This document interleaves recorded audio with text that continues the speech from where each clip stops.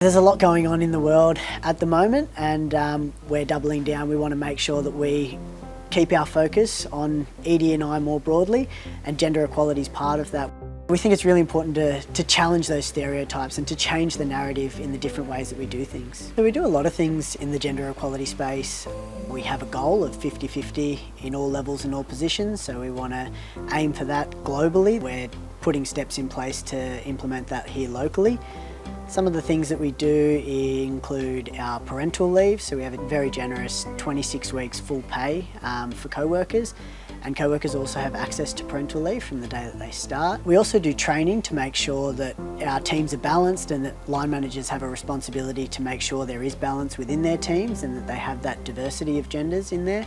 We have the IKEA Work and Family Hub, which is a resource that all co-workers have access to in Australia and New Zealand.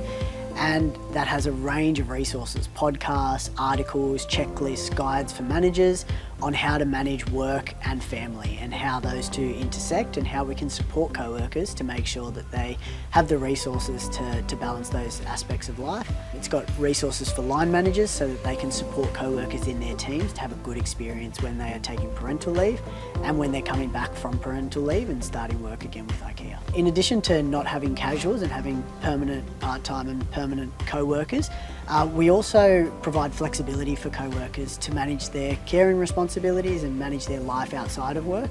And some of that includes condensed work weeks, so people can actually work a 4-day work week at IKEA, condensing their hours into those 4 days rather than stretching it out over 5 or 6. I think the most important thing is to start somewhere, wherever you're at. Make sure that you're putting new steps in place to improve and just keep looking for ways to get better in this space. And there's lots of things you can do. Parental leave is a big one. Ultimately, it's about creating a culture that is inclusive.